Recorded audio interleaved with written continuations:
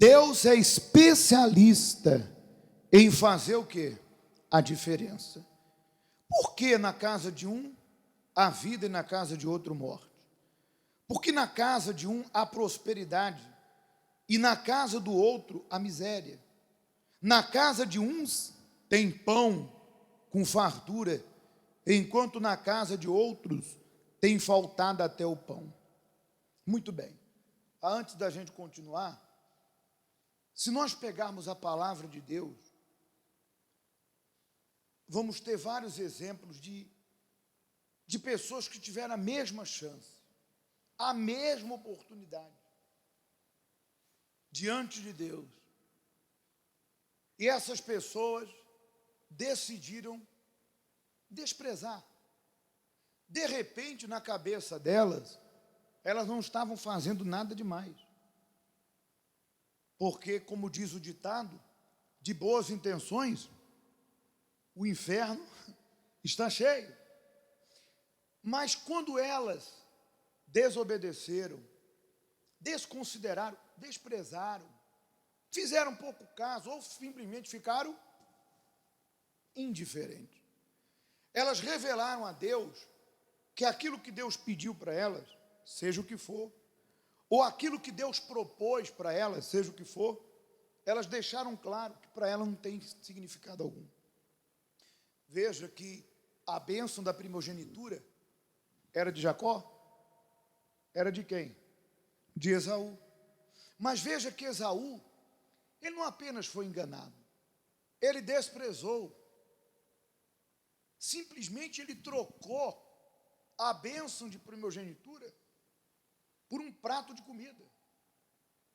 Ou seja, na cabeça dele, foi o que ele falou para o irmão, ele falou assim: olha, que adianta eu ter esse título, essa bênção? Não um título, a bênção, se eu estou com fome, me dá essa comida. Então ele não teve consideração, respeito com aquilo que Deus havia separado para ele, que era o direito de ser o primogênito e receber a bênção do pai e tocar a linhagem da família. Aquela atitude, veja que Deus ficou triste, o próprio Deus disse que Esaú o havia desprezado. Ele disse: me aborreci com Esaú e amei Jacó.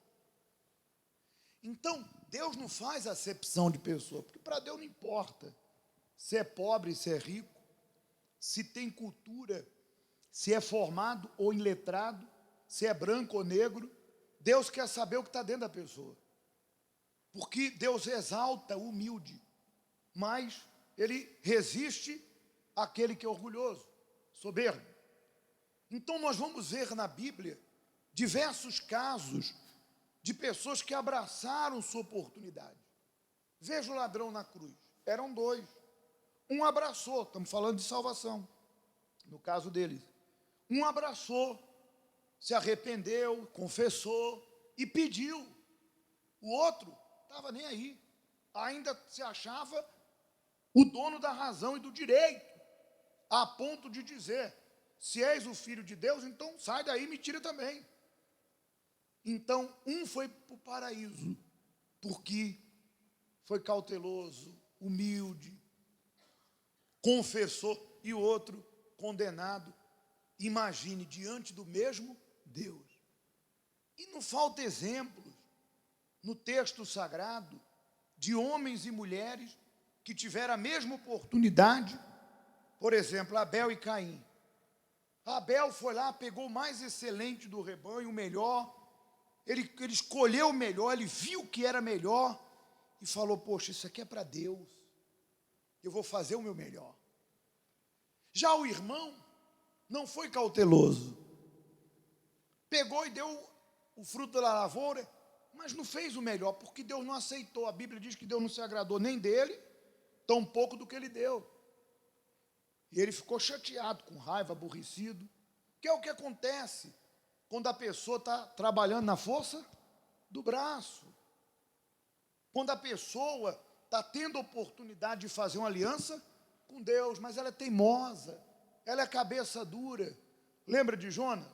Deus falou: Jonas, vai lá para Nínive, prega para eles, que eles vão se arrepender e eu vou ajudar aquela nação. Ele tinha um caso pessoal com aquela cidade, dizem que foram eles que mataram os pais de Jonas, eu não sei. Mas ele tinha um voto do profeta, que era levar a palavra, ele tinha que obedecer a Deus. Ele trocou de lado, entrou no barco, foi para Tarso, e aquela tempestade é porque ele estava lutando contra Deus. Veja que no ventre do peixe, porque depois de tentarem remar, e ele disse, olha, o problema é comigo, pode me jogar no mar aí. E os marinheiros tentavam ajudá-lo. Você sabe que quando a pessoa tem um problema com Deus, ela conhece a verdade, está aqui dentro, ouve, e ela não se resolve com Deus, até você que tenta ajudar, ela se prejudica, sabia? Vou repetir, exatamente isso. Quando a pessoa conhece a palavra, quando a pessoa não está abraçando sua fé, e ela tem um problema com quem? E Deus tem chamado ela para resolver esse problema. E ela não resolve. Se eu e você tentarmos ajudá-la, a gente vai acabar se prejudicando. Porque nós vamos estar lutando contra quem? Contra Deus. Os marinheiros remavam, e mais tempestuoso se tornava o quê? O mar. Mas quando ele foi lançado ao mar, e diz o texto, engolido pelo grande peixe, e lá no ventre ele orou a Deus dizendo, com a voz do arrependimento, eu te darei louvor. O que votei, pagarei a ti, Deus.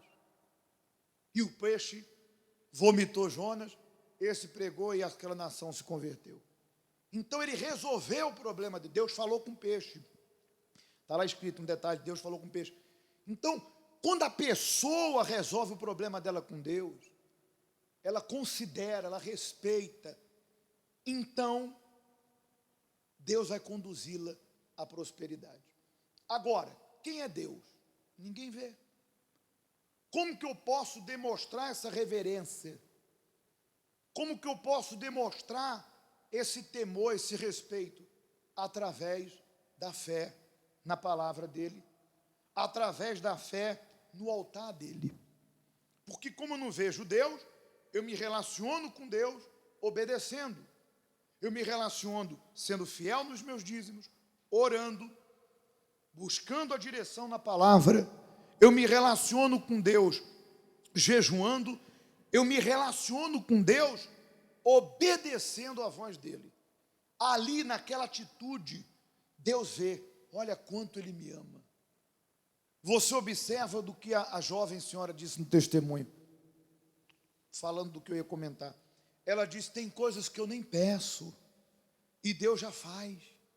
Porque Deus viu que ela era tão cautelosa em ouvir a voz dele, Deus viu que ela era tão dedicada em ouvir a voz dele, que assim como ela se preocupava em obedecer Deus, Deus se preocupava em suprir a necessidade dela em coisas que ela havia pedido e depois até tinha esquecido.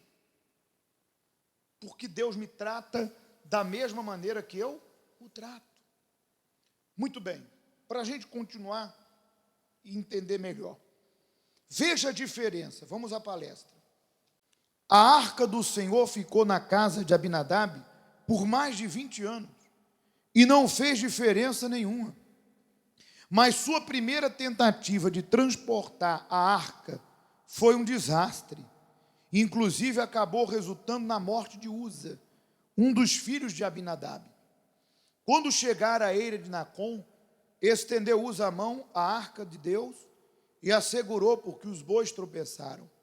Então a ira do Senhor se acendeu contra Uza, e Deus o feriu ali por esta irreverência, e morreu ali junto à arca de Deus. Sabe o que deixa Deus irado? Ele decretar uma coisa e você fazer outra. E só faz o contrário da ordem de Deus quem não crê. A arca tinha que ser carregada nos ombros. Abinadab imitava os incrédulos, até na maneira de transportar a arca, em cima de carros de boi. Faltava temor e reverência. Ponto. Muito bem. No passado, a presença de Deus era representada pela arca. Hoje é o Espírito Santo entre nós. mas aonde Israel ia, a arca ia à frente. Quando eles acampavam e montavam o tabernáculo, a arca ficava no Santo dos Santos, aonde somente o sumo sacerdote podia entrar. A arca do testemunho, a arca da aliança, que representava o pacto de Deus, porque dentro estavam as tábuas da lei, o maná e também a vara de Arão. Aquela arca era a presença de Deus. Então o trato com aquela arca, naquela ocasião, revelava a Deus quem Deus era para eles. Quando a arca foi roubada, voltou para Israel, ela ficou na casa de Abinadab por 20 anos. Em momento algum, o texto sagrado faz referência que tenha acontecido alguma coisa na vida dele. Em contrapartida, mais à frente a gente vai ler, a arca ficou na casa de Obed-edom 3 meses. E naqueles 3 meses, aconteceu o que não aconteceu em 20 anos na vida de Abinadab. Deus abençoou a Obed-edom e a casa dele. Então eu fico imaginando que Abinadab era apenas uma pessoa meramente religiosa, que apenas cumpria suas obrigações, mas aquilo não tinha muito significado para ele. Então, a arca estava lá e ele na dele. De repente, se tivesse alguma coisa para fazer, ele mandava fazer, mas puramente por uma obrigação. Mas eu fico imaginando Obed-edom, claro, ele não tinha, a Bíblia não dá as regras, mas ele não tinha como tocar. Mas eu fico imaginando Obed-edom cuidando do local onde estava a arca. Eu fico imaginando ele indo lá no lugar, porque ficou na casa dele, e ele observando a arca, com cuidado, para ver como que estava. Eu fico imaginando ele se prostrando diante de Deus, porque representava a presença dele, e orando com sua família. Havia um respeito, havia uma fé, uma crença, uma consideração. Quando Josué assumiu a liderança, Deus falou assim para ele: Moisés morreu, dispõe-te e leva o povo. Todo lugar que pisar o teu pé tenho dado, como prometi, desde o deserto até o Líbano. Ninguém te poderá resistir todo dia. Como fui com Moisés, serei contigo. Ser forte e corajoso. Tão somente ser forte e muito corajoso, para teres cuidado de fazer segundo toda a lei que o meu servo Moisés te ordenou. Dela não te desvie, nem para a direita, nem para a esquerda, para que sejas bem-sucedido. Tão somente ser muito forte e corajoso, para ter cuidado de guardar segundo toda a lei que meu servo te ordenou. Dela não te desvie nem para a direita, nem para a esquerda, para que seja bem-sucedido por onde quer que andares. Não cesse de falar desse livro da lei. Antes medita nele de noite, para que tenha cuidado de fazer segundo tudo quanto nele está escrito. Então farás prosperar o teu caminho e serás bem-sucedido. Veja que o cuidado de Deus com Josué foi o seguinte: faça do jeito que eu estou falando, obedeça a minha palavra, porque entenda, a única maneira de eu me relacionar com Deus é obedecendo a palavra de quem? De Deus. Eu não vejo Deus. Deus vê que eu creio, que eu respeito, que eu considero Ele, pelo meu trato com as coisas dEle. Veja que há pessoas que, como Abinadab, elas estão um pouco se importando com as coisas de Deus. Há pessoas que fazem promessas para Deus e não cumprem, quando a Bíblia diz: o que votares, cumpre. Está lá escrito, tanto em Eclesiastes como em Deuteronômio 23, 21. Há pessoas que prometem, não estou falando de voto de oferta, não, isso aí é um dos votos, porque há muitas coisas que eu e você prometemos para Deus, que nada tem a ver com oferta. E há pessoas que assumem compromissos com Deus, e simplesmente quebram, não fazem, largam de lado, como se aquilo fosse feito de qualquer forma, como se aquilo não fosse feito para Deus, como se aquele momento de orar não fosse feito para Deus, como se aquele momento de jejuar não fosse feito para Deus, como se aquele voto que vai chegar ao altar não fosse para Deus. E de repente elas pensam, Deus não vai considerar isso. Deus sabe, Deus entende. Pois é, Uza teve a maior das boas intenções. Quando a arca ia caindo, ele ia tocar. Ele sabia que não podia. Então ali ele mostrou irreverência, diz o texto. Quando Deus separou a árvore e deu todo o jardim, ele falou para Adão e Eva, olha, essa aqui é minha. Deus não come fruta, Deus não quer árvore, era o território. Deus queria saber o que ele representava para eles. Deus queria saber o quanto eles se importavam com Deus. Então há pessoas que vivem uma vida com Deus, ao Deus dará, como diz o mundo, de qualquer forma, de qualquer maneira, e às vezes querem vencer o mal trabalhando com o próprio mal. Como que eu vou vencer meu inimigo, que se chama destruidor, cortador, migrador, que é o inferno em pessoa, se eu trabalho com a mentira, se eu trabalho com a desonestidade, com a falsidade, se eu sou um péssimo referencial de Deus aí fora?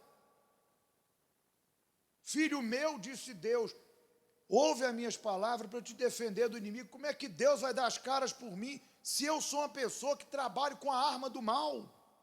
Mas de repente a pessoa pensa, é exagero, o pastor está exagerando, o pastor não sabe da minha vida. Pois é, e você não sabe da comunhão com Deus. Então, quando nós revelamos um respeito, uma reverência, nas mínimas coisas que eu e você fazemos para Deus, ali Deus vê, está vendo? Ele crê. Olha só, ele falou que ia orar e orou, ele falou que ia fazer e fez. E aí você tem moral para dizer para Deus, Senhor, eu sou humano, e mesmo sendo humano, eu cumpri a minha promessa, eu fui fiel, eu obedeci. Deus fica sem alternativas.